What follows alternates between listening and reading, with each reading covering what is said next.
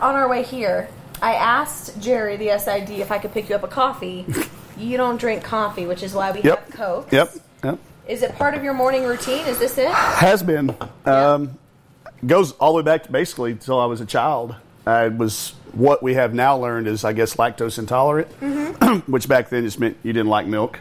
And they would put Coke in my bottles. Oh, my granny, we called it Big Took back then, though. But so Coke in the bottle. So Coke for breakfast. I've even having lived in the Pacific Northwest, never acquired the taste for coffee, but Coke in the morning's been pretty routine since birth. What else is part of that morning routine? Reese's Cups sometimes. Okay. Sorry. I'm not the breakfast of champion. I'm not that guy. Pop-Tarts were always... my mom worked early, so she would get us up, and then she would leave for work. We would either cook our own Pop-Tarts, but that just required putting them in the toaster. And then I got so lazy I didn't even toast them. So I like to sleep until the last second when I was younger. Sure. I think we all do that. Yeah. Whether or not trying to decide, do I sleep another 15 minutes or do I really have to shower today? That's right. No, that question was waged many mornings. Snooze alarms. I remember when snooze alarms were invented. Those were fabulous. Yeah. I could sleep 9 minutes at a time with the best of them. So favorite Pop-Tart flavor? Now it's blueberry, unfrosted. I'm not a big, frosted, okay, but not toasted. Okay. But I used to growing up with chocolate vanilla. Okay. And then I didn't like the crust. I'd pick the edges off, and it's pretty standard all the way up. I would say second grade to probably my junior or senior year till I got a car. I was always strawberry frosting. Okay. Cut off the crust. The crusts are nasty. Not a good taste sometimes. Yeah, especially if you let them go old. I've had a strawberry phase. Okay. I had a strawberry phase. I had a blueberry phase. But I would say Pop-Tarts in general. My mom would kill me, but growing up, she would eat the cinnamon ones, cinnamon sugar ones with butter. Yeah, I've seen people do that. It was weird. That was too much work. My mom did with Pop-Tarts. It was weird. Too much work. So that in the morning. What about winding down at night? Routine there? Yeah, Taco Bell. Yeah. Yeah, those guys know me by name. Cheesy Gordita Crunch? No, that's not one. That's not in my rotation. No, I should try it maybe. It's good. Is it? It is really good. I'll work it in. Everywhere I've ever lived, I've lived relatively close to a Taco Bell. I actually got retweeted at Taco Bell one time because I put out a tweet that said, not sure if it's good or bad, but today when I went through the drive-thru, I could tell I was missing an item by the weight of the bag. Oh. That was a surprise. I mean, I was like, hey, you're light here. And they're like, yeah, we're missing a taco. They're like, that's a little scary, guy. But my daughter was with me a couple times in Seattle, and I'd pull up, and they'd say, hey, Coach, how you doing? They'd see my car pull in. So I probably eat more Taco Bell than my doctors would like me to. But it's so good. So good. It's a guilty pleasure. And it's just so easy. Mine is a matter, I live by myself. Yeah. So, my daughter's here a lot now, and my son's here a lot with me now. But for the last 20, some years, I've been on a routine. So I eat when I'm hungry, and a lot of times those times are late at night, and Taco Bell's open, and it's right down the road. Sure. So so it clearly seems that, you coach and you're working at work. You come home and you unwind. How important, really, do you work a lot at home, or do you try to keep that disconnected a little bit? No, it's okay. I don't have a problem with it overlapping. I think with technology the way it is, like with my staff, I think most of their job can be done at home or on the golf course. With your technology, you can do a lot of that stuff without having to physically be in your office. The way we work it as a staff, I want to be in the office when our kids are not in class. Mm-hmm. So, we're not an early morning, because that's when my kids are in class. I just want us to be up there when our kids are out of class and they need us. They don't need me when they're in class.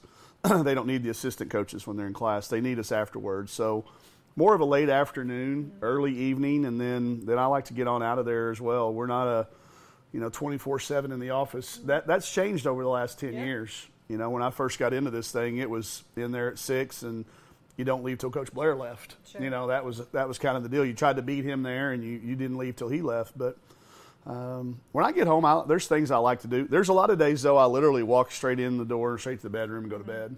Yeah. But there's places in the house I like to go, the guitar room and the office over here, places I like to go.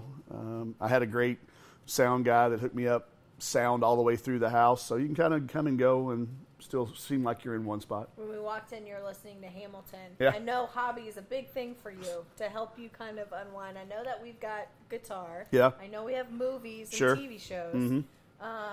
But I heard a rumor about darts. Are you good at darts too? I'm better than average, I think. Yeah. Yeah, we'll try upstairs in a minute. Okay. Yeah, I've got to to try. Um, My parents had one when I was a kid, and okay. I was never really allowed. I watched. I was never allowed to shoot because I made holes in the wall. Well, we've got some holes up there. Yeah. It's okay. We put it in an area, and we tried to block it off. But, I think everything that I've ever done is for my team and my family and my kids, and that counts my players. So when we were moving here, I wanted to have plenty of space to have the whole team all in one spot. So that's why this is open like it is. And when we get upstairs to the game room, so there's plenty of holes in the wall.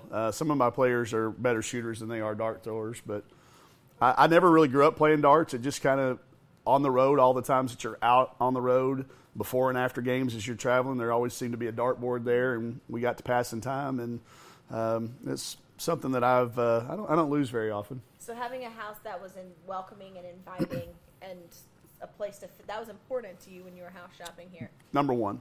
Yeah, if we would have been on House Hunters, it wouldn't have been all the normal open lighting and, stuff like that. It would have been, I want to have space for 25 to 50 people to come and all be together and not feel like you're in separate rooms and disjointed. So my daughter actually found the house. I was out on the road recruiting, and she was driving around looking at different places, and she called me and said, hey, I just walked through one, and FaceTimed me through this little area right here. This used to be a dining room that we changed into the Razorback room, but she found it, and it was perfect. It's good. I like it. Yeah. It's very fitting, and you've painted it red. It was already red. It was already red. It was fitting. It was already red, but it had a very Game of Thrones feel. A lot of ornate, heavy. Yes. Stuff? Yeah. Well, it looked heavy. It turned out not to be, but right. But it looked very, very Games of Thrones. The best way I can put it. But most of this Razorback stuff I've had my whole life. I've been collecting.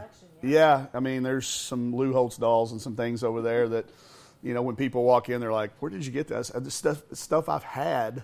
And then, Scotty Thurman always jokes me around the office when I see him. He's like, "I want to be like you someday." And I said, "No." I said, "As long as I've got your jersey hanging in my game room, in my Razorback room, you're the legend." So. Right. I've been a Razorback since I was born, so I've been collecting stuff. There's knickknacks over there that are 45 years old. That's really cool. I want to ask you, as a coach, the best coaching advice you ever got. That nobody cares how much you know until they know how much you care. Mm-hmm.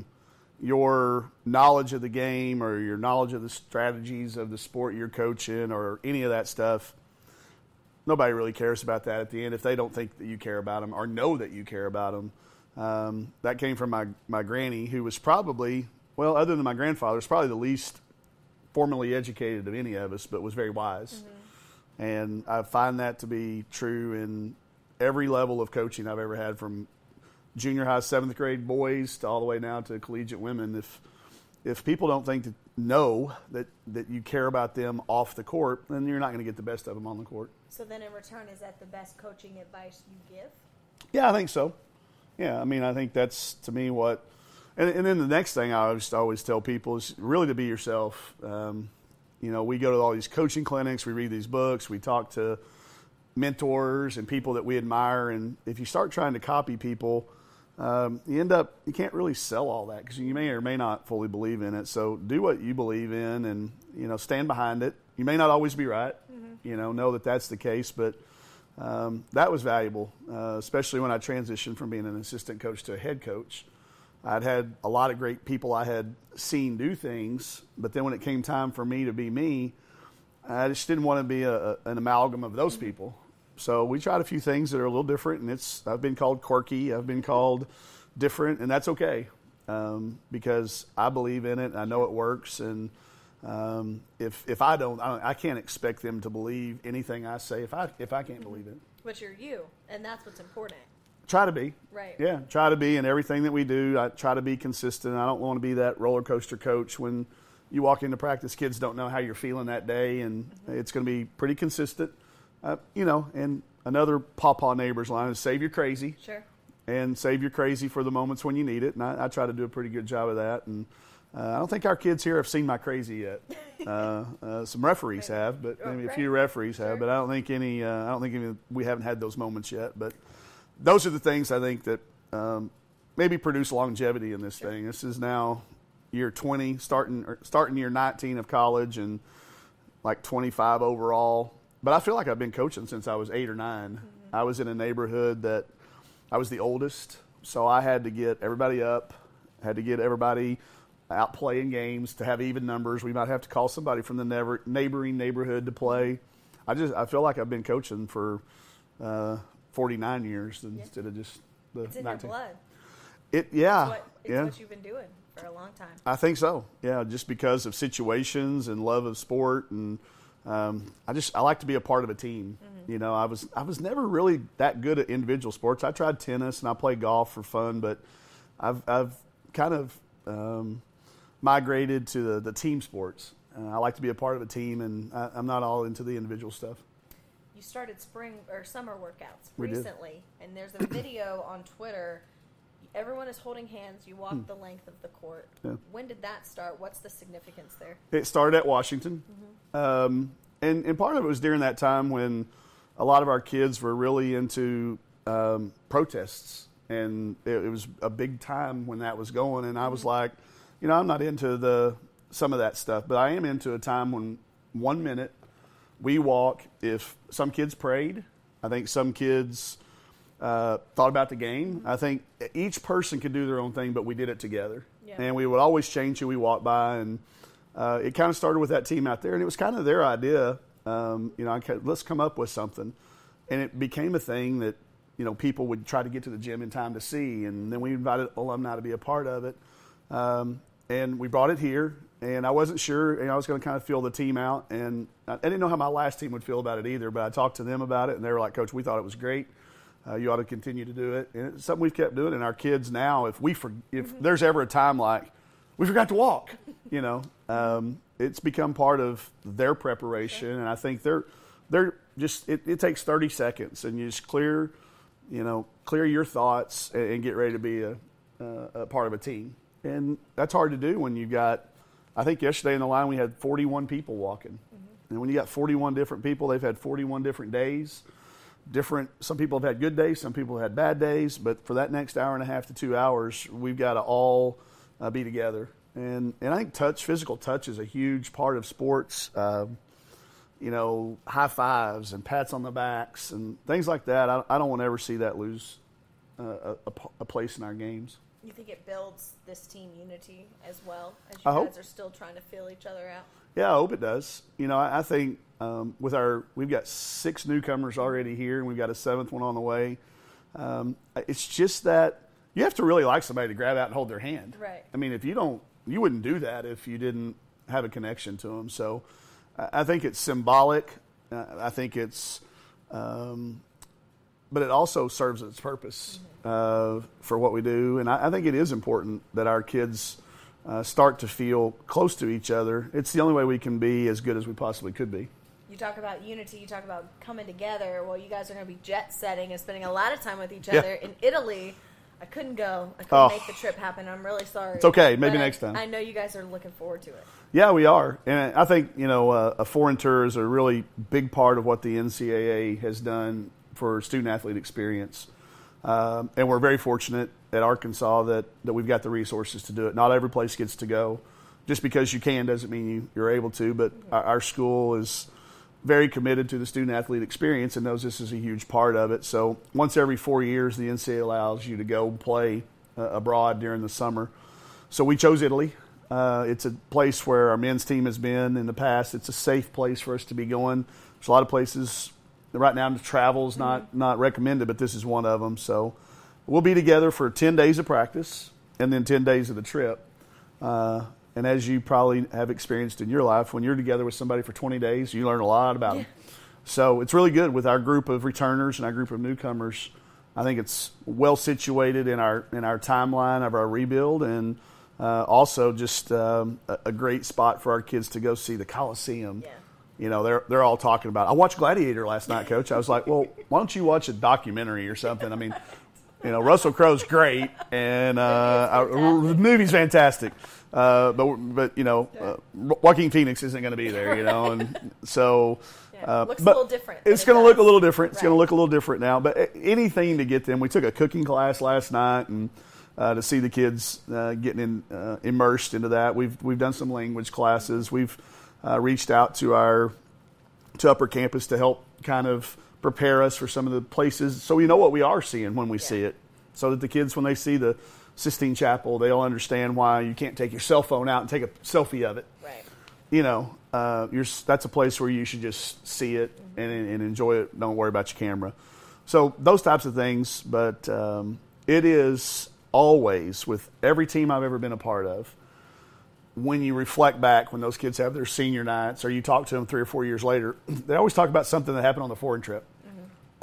Whether your team went to the Final Four or whatever, they're like, you remember that time in Australia when y'all cooked for us? The things that they'll remember, a lot of their memories of college and of this particular team will come from, I think, from this trip.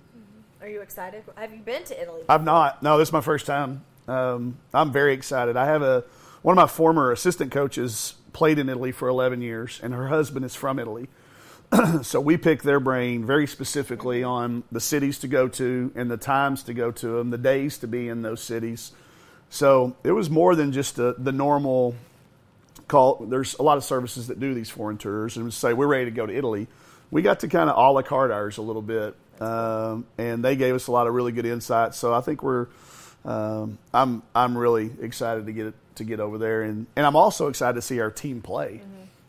Just the 3 or 4 practices we've had have got me really energized, and a little bit of a fandom in me. I just kind of let them play right now. I'm not doing too much coaching, and it's going to be fun to see them in Italy going against somebody that's hasn't seen what we do.